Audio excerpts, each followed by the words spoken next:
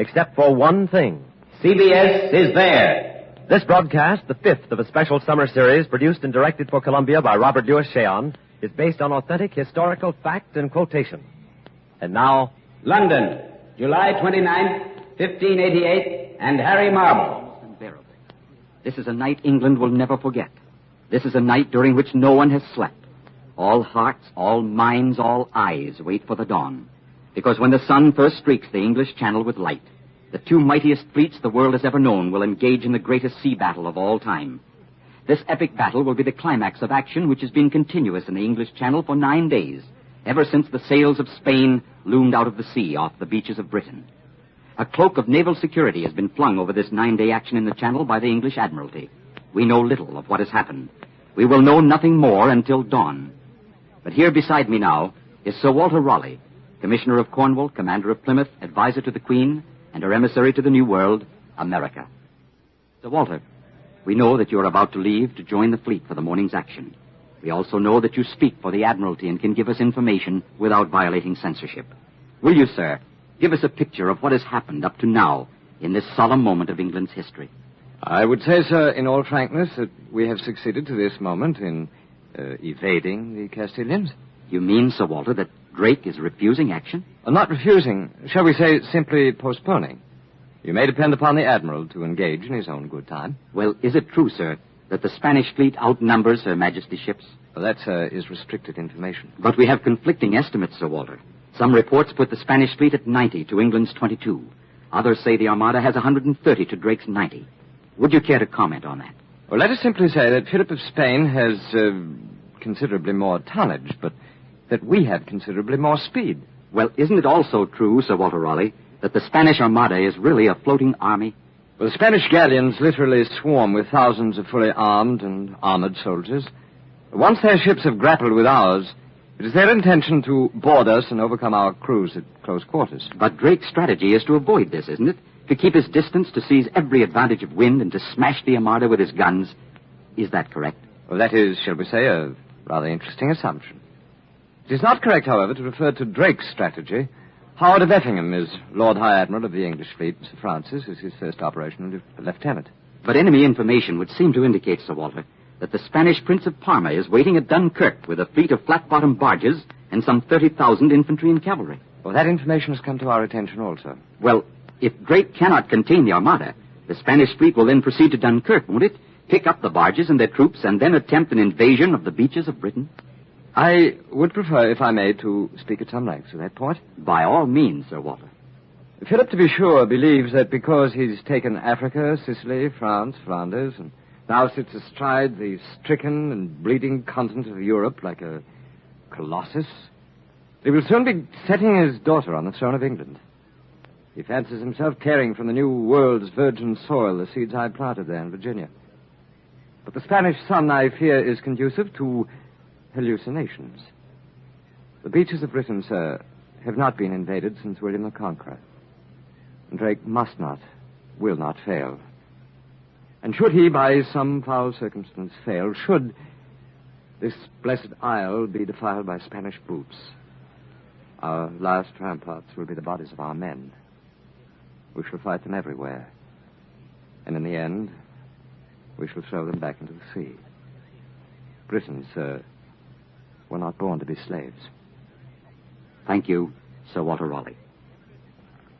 Here in our CBS studios in London, this critical morning of July 29th, 1588, there is still no news of action in the English Channel between Sir Francis Drake and the Spanish Armada. The news blackout imposed by the Lords of the Admiralty continues. But there is no blackout on faith in England tonight. Everywhere in England tonight, from John O'Groats to Land's End, from Eddystone to Berwick Bounds, from Lynn to Milford Bay, the church bells are ringing as Britons everywhere turn to God in this, their hour of supreme trial. For the sound of the church bells of the ancient walled town in Canterbury, for the service there, now in progress, we take you to Canterbury Cathedral and Jackson Beck. This is Jackson Beck in Canterbury Cathedral. Here in this magnificent Gothic structure, shrine of Thomas a Becket and center of the new Protestant church, the people of Canterbury are waiting for the Archbishop's invocation. This is an unforgettable sight. From the balcony where I stand, I can view a sea of heads bowed in silent prayer. The great waxen tapers throw their eerie, flickering yellow light over the supplicants and send weird, dancing shadows high into the vaulted ceilings of this old, hallowed edifice.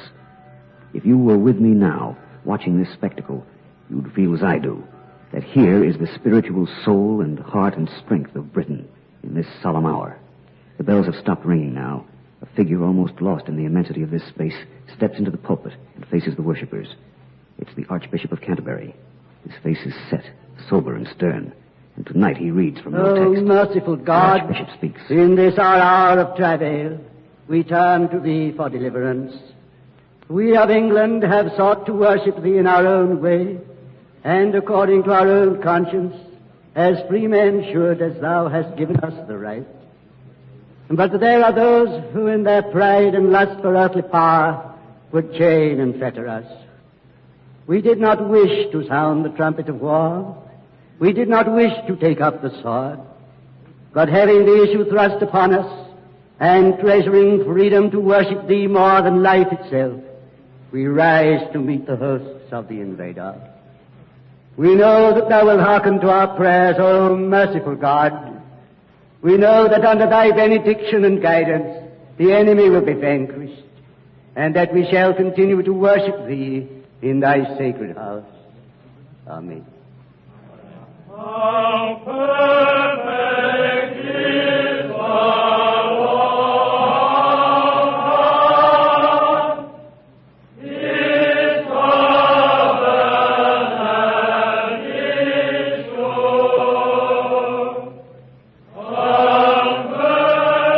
The Archbishop of Canterbury has concluded his invocation. His words strike the keynote of England's stake of religious liberty in this war with Spain. The service here in Canterbury Cathedral continues with the singing of the Canterbury tune from S.T. Salter. This is Jackson Beck in Canterbury returning you to Harry Marble at CBS London. This is Harry Marble. Still no word from the Channel. But England knows that her ships are ready for anything that will come. And in a shipyard now, somewhere in the British Isles, is a man who can tell us about them. He is Master Shipbuilder Andrew McTavish.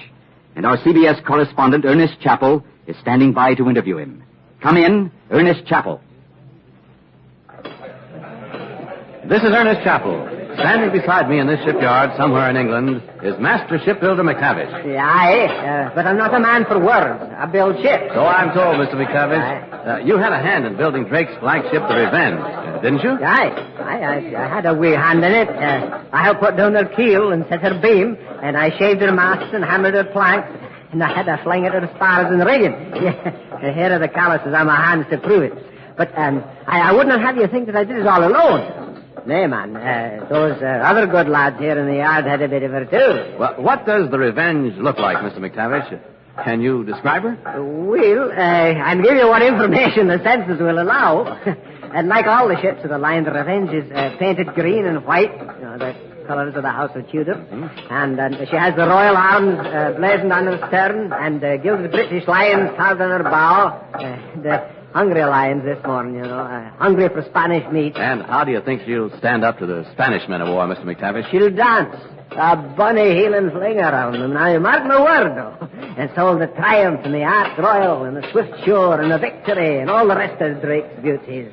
They're faster and surer and swifter than the floating Spanish castles with their poop decks high out of the water. They're no ships for slaves, but for free men. And we, the men who built them, say this to you. Have no fear. They're no failing when this morning. Thank you, Master Shipbuilder Andrew McTavish. This is Ernest Chappell returning you to Harry Marble in CBS London. This is Harry Marble. Still no news from the English Channel. 4 million Britons in British homes are waiting for news, but none waits more anxiously than a Welsh mother in the village of Nantiglow, Wales. We take you now to Nantiglow and Michael Fitzmaurice. This is Michael Fitzmaurice in the home of widow Agnes Montgomery in Nantiglow. Nantiglow is a remote inland town in Monmouth Borough, far away from any city. And widow Agnes Montgomery's house is a humble one, with whitewashed walls, hard earthen floor, and thatched roof. How many sons do you have, widow Montgomery? 3 I had, and now but 1. This night he serves with Drake. And the other 2 boys? They were Bert and Hal. They too sailed with Sir Francis in bygone years. What happened to Bert and Hal? From Plymouth Sound, Bert sailed with Drake and good ship Pasha at Whitsuntide. He has never come back. He was found dead on the plaza at Nombre de Dios. A Spanish knife was through his heart, but his hands were clasped about a Spanish throat. And Hal? Hal fought, same as Bert, for Drake. He was taken of tropic fever at Dominica, aboard the Elizabeth Bonaventure. And so now is left to me only my last, my Alfred, who this day stands with Drake on the Revenge. Would I myself could take a pike or pull rope, but I am an old woman and weak, and I have naught to give, except my sons and my tears. And those I give. I hope Alfred comes back to you, Widow Montgomery. God willing, let it be so. But if it be or not, he will not be found wanting when the time is come. He is a brave lad, and he sails and fights for a brave captain. Thank you, Widow Agnes Montgomery. All England shares your faith in Admiral Drake. And in the Green Mermaid Tavern in Plymouth right now is a man who can tell us more about him.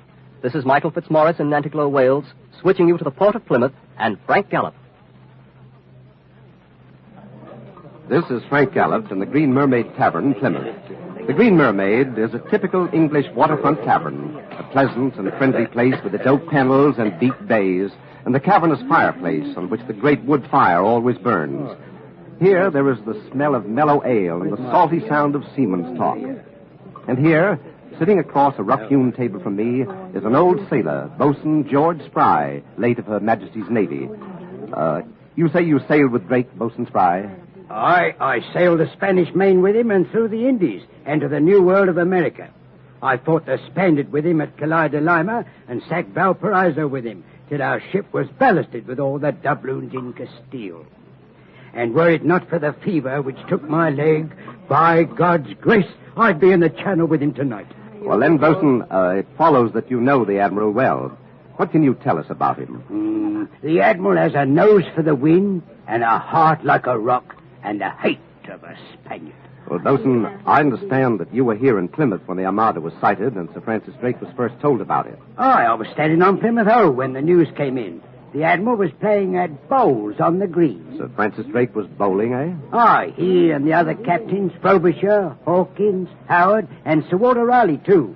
They were here for a council of war and having a bit of fun playing this match of bowls as pretty as you please when the news of the Spanish sail off the Lizard come in. What did the admirals do? Why, Frobisher and Hawkins and Howard and Raleigh, they were all for hurrying down to the water, but not the Admiral. No, not Drake. What did Drake do? Oh, steady does it, says he, calm and cool like. Let's finish the game. There's plenty of time to win the match and beat the Spaniards, too. And, did they finish the match? Aye, they aimed their last bowls, the winning cast was made, and then they went aboard and prepared for action with their hearts as light and their nerves as firm as they had been on the whole bowling green. Well, thank you, Boatswain Spry.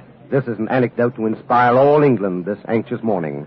This is Frank Gallop in Plymouth, returning you to CBS in London. This is Harry Marble in London. We have had a report from our CBS observer on the cliffs of Dover overlooking the English Channel. He reports a dull red glow somewhere in the direction of the two fleets. It is impossible to tell what this glow means. It may be an action. We don't know. On the other hand, it may be without significance.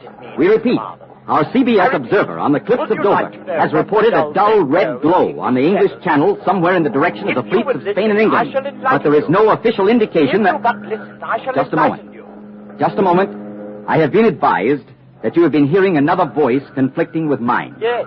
That is the Spanish radio. Radio Spain intruding on our shortwave transmission. This intrusion comes from the powerful shortwave transmitter at Barcelona, with regular enemy propaganda broadcasts directed at the British Isles. The voice you hear is that of the British traitor in the service of Spain, Sir William Stanley. Fortunately, we can cut out this interruption in a moment, but while we're shifting our shortwave transmission frequencies, you may be interested in hearing what Sir William has to say. Thank you, Mr. Marble. I can now announce with complete accuracy that the Revenge, flagship of the English fleet, is on fire in the English Channel. The battered remnants of Lord Effingham's much-vaunted naval squadrons are fleeing northward in cowardly flight. The intolerable affronts which the seamen of England have offered Spain for 30 years are at an end. The capture of Philip's treasure ships, the raiding of his colonies, the open assistance to his rebels are finished. Britons, lay down your arms. Do not resist. In your very midst we have many friends. Yes, friends, Englishmen who will welcome us with open arms. Surrender and renounce heresy, and Philip II in his kingly mercy will be disposed to treat you with charity. If you insist upon reckless, mad intransigence, his regal patience will be exhausted. Your queen will be publicly beheaded. Shiploads of scourgers will be sent to scour your backs. All adults will be either killed or enslaved. Thousands of Spanish wet nurses will arrive to suckle your orphan infants. That is the mean... This is Harry Marble, CBS, London. We have now succeeded in clearing up the Spanish interruption. The British Admiralty has asked us to declare unequivocally that there is absolutely no confirmation to the report which Sir William Stanley, the British traitor, just gave you. The report is just another clever enemy propaganda trick by the Spanish to cause confusion and dismay in the ranks of England's defenders. As far as we here in CBS London are concerned, there is still no news of any action whatsoever in the English Channel. And now, after this unexpected delay, CBS, with royal permission and in cooperation with the British Broadcasting Corporation, takes you to a military camp somewhere in England where Her Majesty Queen Elizabeth, on this fateful morning of July 29th, 1588, is about to address her people over a national hookup of the BBC. The next voice you hear will be that of Bud Collyer, our CBS correspondent on the scene. Go ahead, Bud Collyer. This is Bud Collyer. I'm standing on the balcony of a castle, which is the headquarters of this rallying point of the British Home Guard. The Queen is expected momentarily. A flourish of trumpets will announce her appearance. She will come out on this balcony and speak to all England via the BBC microphones, but the great crowd below will also hear her voice through loudspeakers spread around the grounds. On those grounds now are thousands of the Queen's men in cassocks of pale blue, Kentish and Yorkshire broadcloth, and buckskin jerkins and canvas doublets, their helmets glinting in the light of the sun. It's the Queen, Queen Bess Gloriana. She's just come out on the balcony. The Lord of the Castle is with her, also her Secretary of State, Lord Walsingham. The crowd has seen her. They're cheering. Listen to that ovation.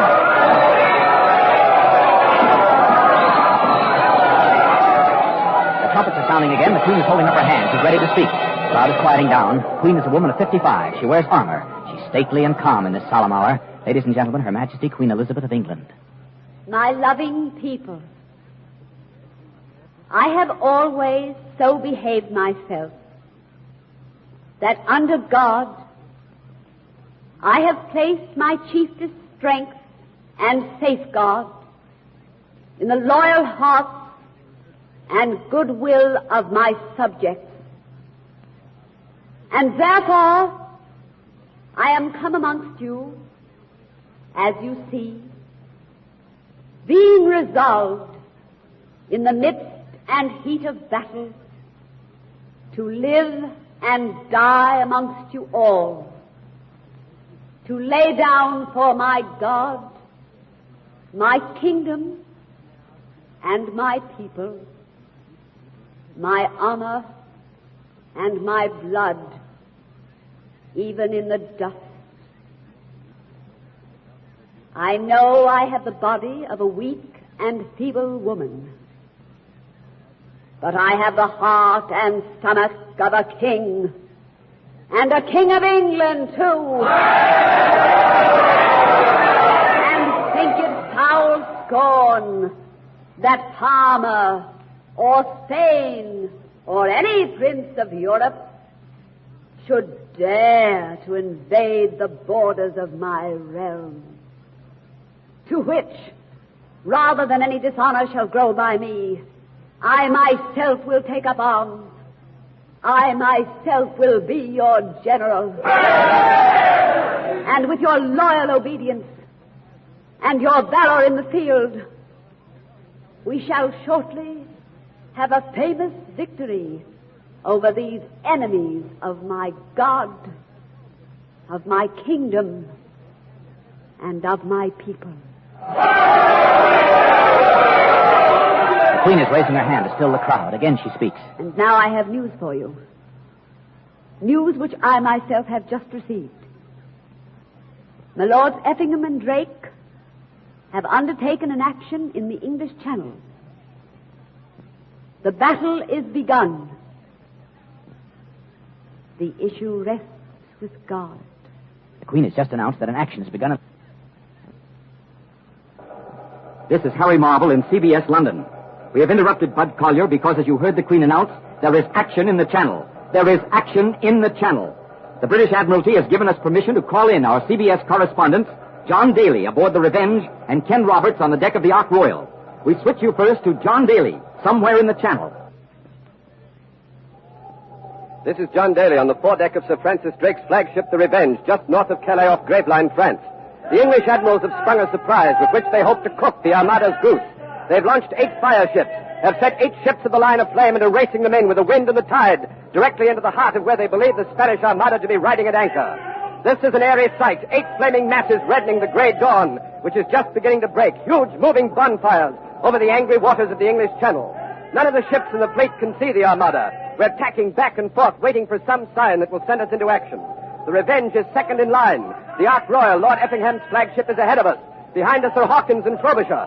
We don't know whether the fire ships will strike the Armada or not. The Channel tides are tricky. The wind may change. It's a desperate gamble. But the English admirals, already outnumbered by the Spaniards, have sacrificed, thrown away, written off as total losses, 8 men of war now heading for flaming destruction. The Armada is presumed to be anchored to windward of the British fleet. For at dusk yesterday, both fleets were at anchor, and it was not believed that there would be any action until dawn. But Drake, Effingham, Frobisher, Hawkins, these 4 leaders of Her Majesty's squadrons, have suddenly thrown this flaming challenge, this gauge, right at the feet of the Spaniards. The question is, what is happening to the enemy Armada? We ought to know soon. It's getting lighter now, and the first rays of the sun are streaking the horizon. However, I can't see the Armada yet. All I can see are the 8 bonfires bearing down upon the enemy ships. But it's time something happened. And perhaps Ken Roberts, aboard Lord Effingham's flagship, the Ark Royal, ahead of us and closer to the Spanish, can see more. Let's find out. Go ahead, Ken Roberts. Go ahead, Ken.